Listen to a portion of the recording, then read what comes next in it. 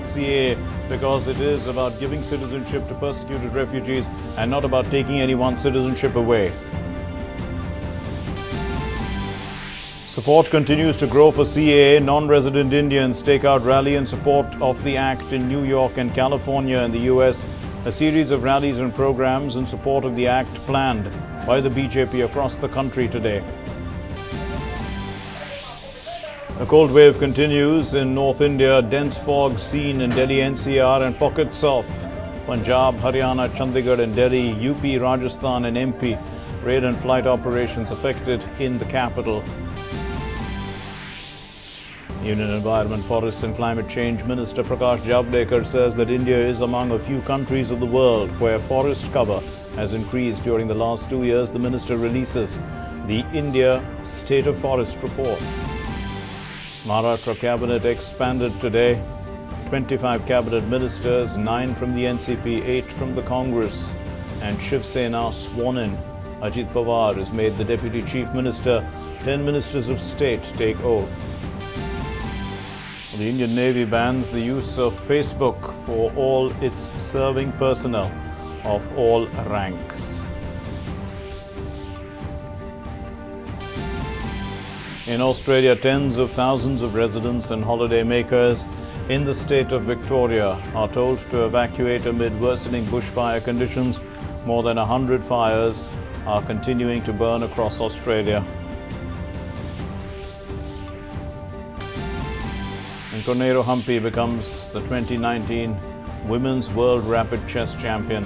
After losing the opening game, Humpy made an impressive comeback, defeating China's Li Tingji in a dramatic final in Moscow.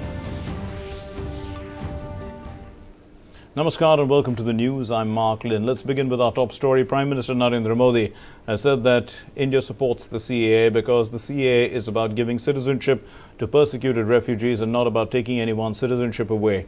The Prime Minister tweeted and urged countrymen to check out the hashtag India supports CAA in your voice section, a volunteer module on Namo app for content, graphics, videos and more.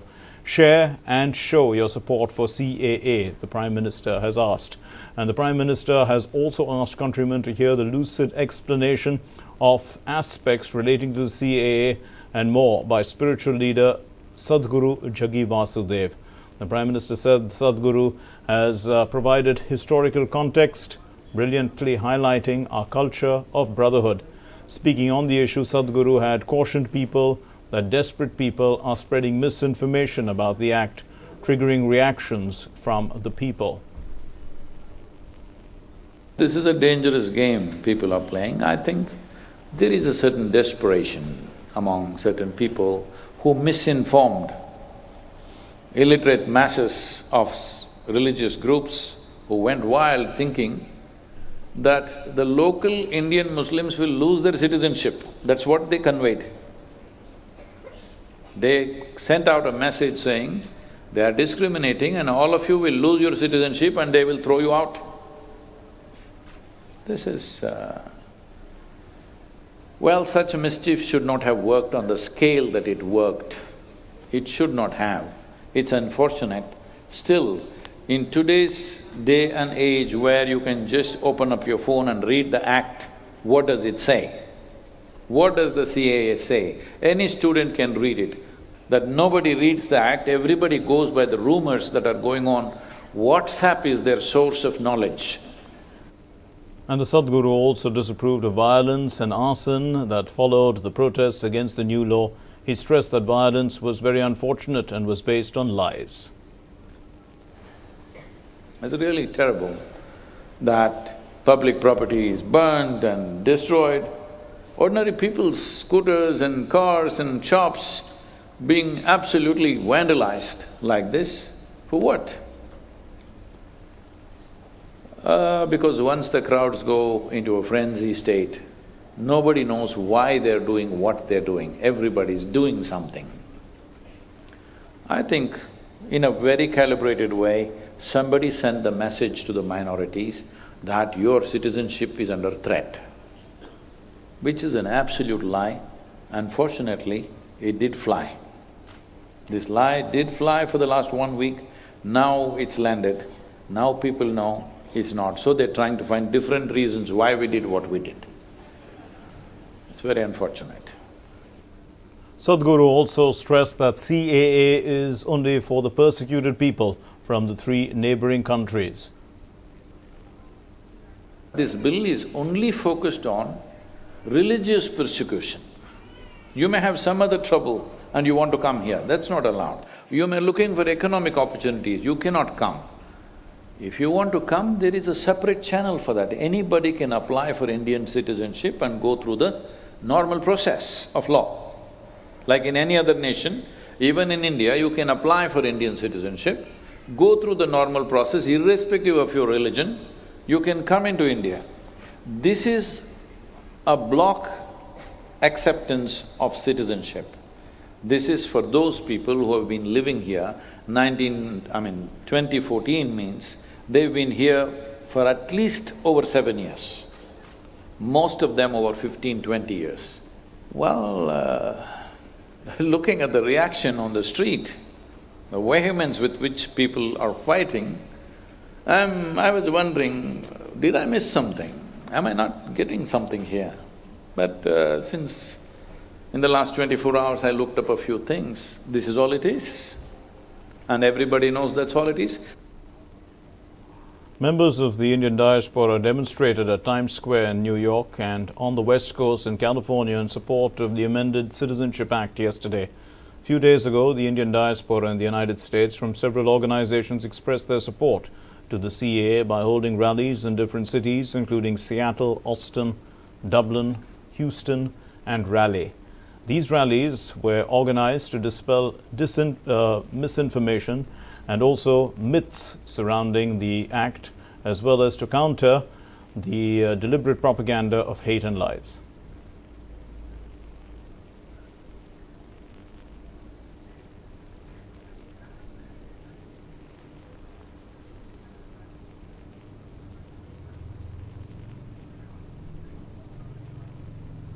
A thick blanket of fog was seen in Delhi and neighboring cities this morning, leading to disruptions in rail traffic.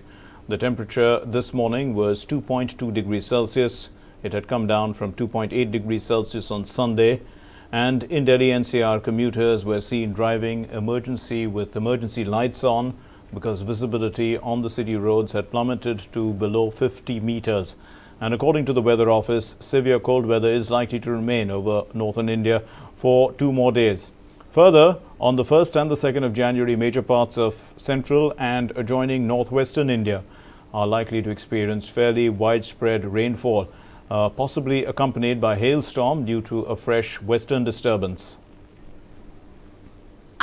इतना late हो धुंध में बस दिख ही नहीं रही इतना सुबह इतना कोहरा 7 बजे तक कोहरा ही कोहरा है सुबह से इतनी ठंड हो रही है मतलब 4 डिग्री सेल्सियस और फिर मतलब आते आते पता ही नहीं चल रहा इतना स्मोक हो रहा है हम भी मतलब बस कार कुछ पता नहीं चल रहा है इतनी ठंडी में फिर भी स्कूल आना पड़ रहा है ये धुंध में हम लोग को बहुत कम दिखाई दे रहा है काफी दूर की मतलब अब तो काफ़ी पास की भी चीज़ें नहीं दिखाई दे रही है तो मेरे ख्याल से इस टाइम पे स्कूल्स भी बंद कर देने चाहिए स्कूल हम जा रहे हैं तो हमें कुछ दिखाई नहीं दे रहा है आगे क्या है क्या नहीं है तो इसलिए हमें स्कूल जाने में थोड़ी प्रॉब्लम हो रही है इसलिए स्कूल की छुट्टी कर देनी चाहिए बस यही सब और ठंड भी ज़्यादा है ठंड भी बढ़ गई है हमें घर से स्कूल आने में बहुत परेशानी होती है ठंड भी बहुत ज़्यादा है और कुछ दिखाई भी नहीं देता इसकी वजह से हमें आगे कुछ दिखाई नहीं देता Well, daily operations at the Delhi airport, they were affected because of dense fog, poor visibility, causing delays in arrivals and departures of flights. 3 flights were diverted, no flights were cancelled. Delhi airport authorities and domestic airlines have requested passengers to stay in touch with the airline for updated information from each concerned airline. The Safdarjung Observatory of the IMD recorded the minimum temperature of 2.6 degrees Celsius today morning, which is 4 degrees below normal. The IMD has given a weather forecast of continued cold wave in the NCR area for tomorrow as well. The next week promises a little relief as Delhiites are bracing up for vagaries of weather with hailstorm, rain, drizzle and fog to hit the area in the coming days.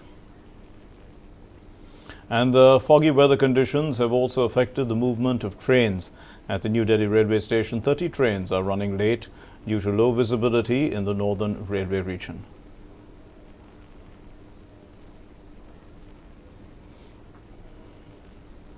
In Uttar Pradesh, cold day conditions and severe cold day conditions, in fact, have been prevailing there for many days. In most districts, this is since the 15th of this month, and the conditions have further intensified in the last few days, 3 to 4 days that is.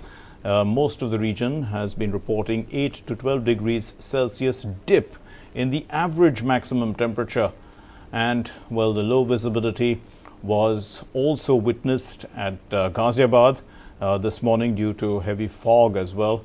Cold wave and dry weather is continuing to affect normal life in the city. And mercury continues to free fall in Jammu and Kashmir. The temperature has plummeted to minus 19 to 28, minus 28 degrees Celsius. We're talking about Leh and Dras. Srinagar city recorded minus 6.2. It was down from 5.8 degrees yesterday. That's the previous day. And rail and snow cutting machines were used on Banihal Srinagar Baramulla section for clearing the tracks, as we saw on those visuals. The Met Office has forecast rain and snowfall in Kashmir on New Year's Eve, which is likely to bring a respite from the cold conditions, is what people expect. Now, the Met has also said that there is in fact a forecast of scattered rains and snowfall on the 31st tomorrow and the 1st day after tomorrow. There is the possibility of fairly widespread rainfall or snowfall on January 2, which may continue on January 3. So it was the coldest night of the season so far in the city of Srinagar because the Dal Lake froze, the fringes of the Dal Lake froze, and other water bodies. Our correspondents there, Rama Tyagi, she has been giving us several reports. Valley is in severe grip of cold, and right now we are in Dal Lake, and I have with me the frozen piece of Dal Lake. Yes, Dal Lake is frozen now, and you see, if it happens in valley. So what will happen at higher reaches? All the taps are blocked and water is blocked, and somewhere there are reports that some pipelines are broken due to this minus temperature. And if we talk about Srinagar, yesterday night the temperature was minus 6.5 degrees Celsius. Right now it is 5 degrees Celsius. In Gulmarg it was minus 11 degrees Celsius, and in Pahalgam it was 12 degrees Celsius. According to Met Department, this situation will remain till 31st, and due to western disturbances, a light rain or light snowfall is expected from tomorrow, and then people will get relief from this bone chilling cold. According to administrations, all efforts are being done to prevent people any kind of difficulty. Different winter sessions are there, nodal officers are there, helplines are there, and essential services and stocks are being assured that, and at hospitals 24/7 doctor and emergency services will be available. With camera person AK Ramatyagi, DG News, Srinagar. The Union Environment and Forest and Climate Change Minister Prakash Javadekar released a report on the state of the forests in our country. And speaking on the occasion, the minister also expressed happiness that the forest cover has witnessed an increase since the last survey. दुनिया में केवल थोड़े देशों में जंगल बढ़ा है, इसमें भारत का नंबर बहुत ऊंचा है, और इसलिए भारत ने वनों के क्षेत्र में बढ़ाई की है, और अब लगभग 25% हमारा क्षेत्र वनों से आच्छादित है। इसमें सबसे महत्वपूर्ण बात है, इस बार 5000 स्क्वायर किलोमीटर, 5200 लगभग स्क्वायर किलोमीटर्स ये एरिया बढ़ा है, और इन सक्सेशन है। पिछले 2 साल पहले जो बढ़ा और अभी जो 2 साल बढ़ा, तो 2014 से 19 तक 13,000 स्क्वायर किलोमीटर से भी ज़्यादा फॉरेस्ट बढ़ा है। The India State of Forest Report is a biennial exercise. It estimates forest cover, density of forest vegetation, tree cover across states, and also the progress of plantation outside the regions officially designated as forests. Now, moving on to our next story, the Maharashtra Chief Minister Uddhav Thackeray expanded his Council of Ministers inducting 26 cabinet and 10 ministers of state. These include the NCP leader Ajit Pawar, who's been sworn in as the deputy chief minister. The expansion took place more than a month after the Thackeray-led Maharashtra Vikas Aghadi government took charge of the state.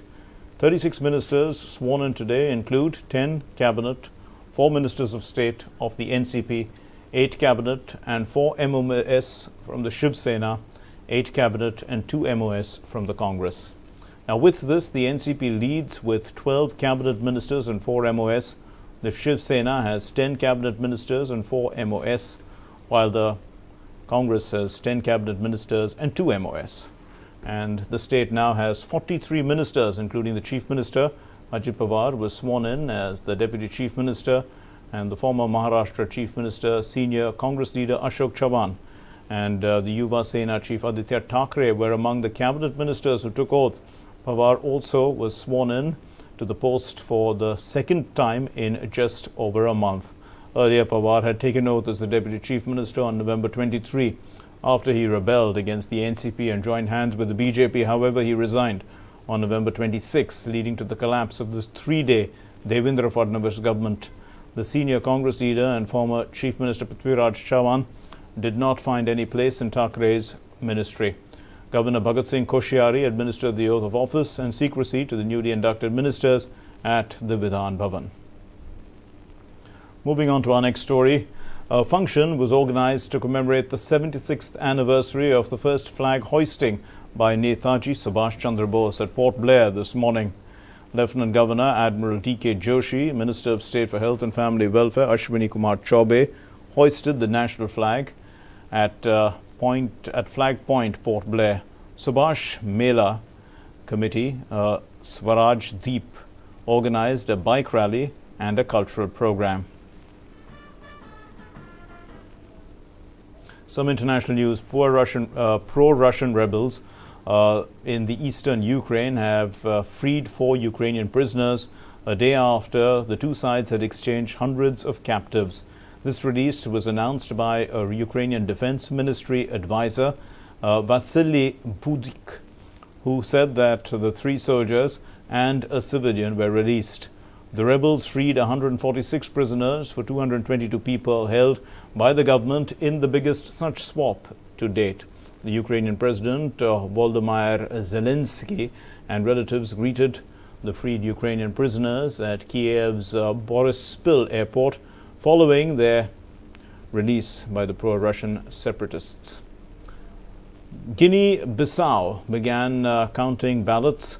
This is after a calm day of voting in a runoff presidential election between the 2 former prime ministers, who both promise to bring stability to the turbulent West African nation. African observers said that voting went smoothly in the election to succeed the incumbent president, Jose Maria Vaz, though one of the candidates accused the authorities of stuffing ballot boxes without providing evidence. Poll workers began tallying votes in the capital, Bissau. And well, the Electoral Commission is expected to announce the provisional result tomorrow. In Iraq, hundreds of demonstrators took to the streets in Baghdad and Najaf to protest against the nomination of an Iran-backed nominee for Prime Minister. Protesters called for an improved economy and improved services and demanded an overhaul of a corrupt political system. In Najaf, anti-corruption slogans were chanted by groups of demonstrators, as well as warnings to the leaders of the Iran-backed bloc in parliament. More than 450 people, mostly demonstrators, but also some members of the security forces, have been killed since the wave of protest began on October 1. The Iraqi president, Barham Saleh, earlier refused to accept the nominee of an Iran-backed parliamentary bloc as prime minister, saying that he would rather resign than appoint someone to the position who would be rejected by protesters. Let's give you some sports news. The Indian Grandmaster Koneru Hampi has claimed the Women's World Rapid Chess Championship title. The winner of the Women's World Rapid Chess Championship was decided in a playoff. It ended with Koneru Hampi beating China's Li Tingji in Moscow. Hampi had stopped playing chess for nearly 2 years from 2016 to 2018 because she had become a mother. But within a year of her returning to the game, she has now won this prestigious title.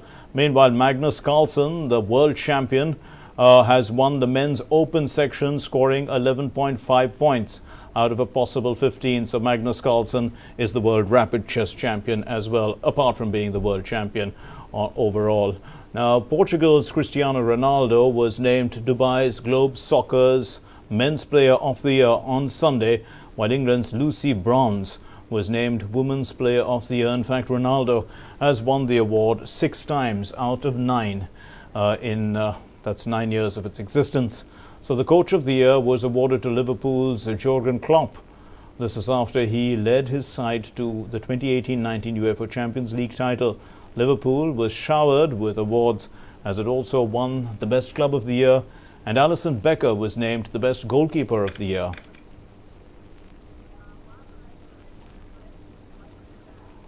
Vice President.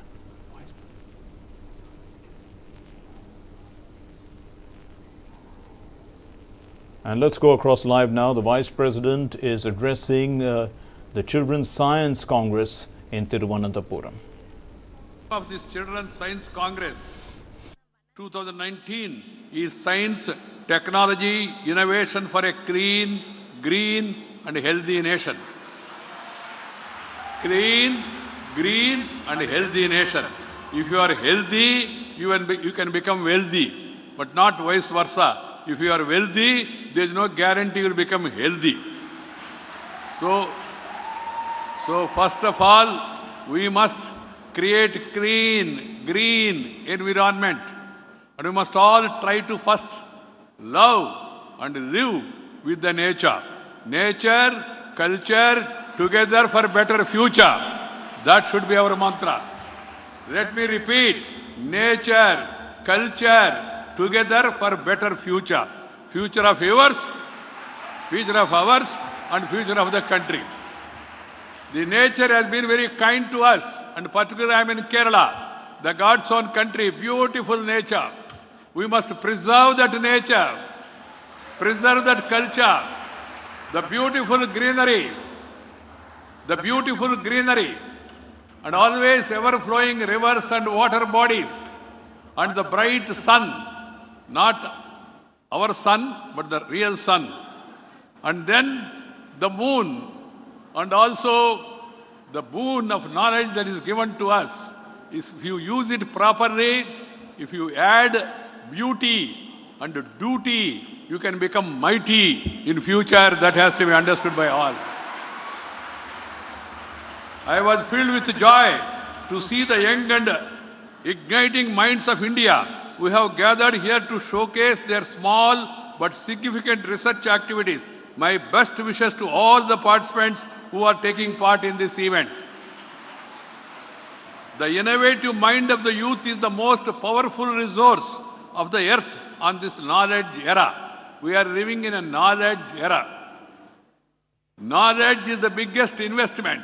And we, India, which was known as Viswa Guru once upon a time, students from across the globe used to come to India, to Nalanda, to Takshashila, to Pushpagiri. Even the Chinese historians, Pahian, Huansong, they came and wrote about India and its greatness and its knowledge. We have the invaluable treasure of creativity and imagination with you. You should draw inspiration from the words of former President Dr. APJ Abdul Kalam, who had said, dream, dream, dream. Dream high, aim high, work hard. If you only dream without aim and without working hard, dream will be daydream only. So if you want to become the daydream into a real dream, you have to work hard. You must aim high. Definitely you will aim high. Dream transforms into thoughts. Thoughts result in action in the ignited minds. I was informed that around 658 child prodigies from 28 states, 9 union territories, 15 various Indian schools in the Middle East are participating in this event. Dear children, Historically, India has been a lighthouse of knowledge. Our Ayurveda system of medicine can be traced back to 5000 BC. Indus Valley civilization had irrigation and sewerage system as far as back as 2500 BC. By 200 BC, South India was making high quality wrought iron, and of course, the invention of zero and the contribution to astronomy are well known. Let us look at some of the invaluable contributions made by our ancestors. Aryabhattiyam is considered a seminal work. Equally pioneering work is the Panchasiddha Kantika of Varaha Mihira. Of course, Charaka and Susruta are known as fathers of surgery. Rishi Kanad, the first, spoke of Anu, atom, as an indestructible particle of matter of Kannada Sutra, while Patanjali is considered as the father of yoga. You are innumerably legendary scientists of ancient India who have enriched the thoughts. They have given the thoughts. You must do research, study, and see to take the thoughts forward, to have the imagination to become the reality of the nation. We need to take pride in their achievements and share the knowledge we have inherited from them with the entire world. India's contribution to science in modern era is also significant. In early 20th century, Professor Satyendra Bose, Professor Subramaniam Chandrasekhar Limit, Sir C.V. Raman's Raman effect, and Professor Jagadish Chandra Bose wireless communication have earned global recognition. And that was Vice President M. Venkaiah Naidu addressing the National Children's Science Congress in Thiruvananthapuram. And with that, we conclude this bulletin. Thank you very much for being with us. Namaskar.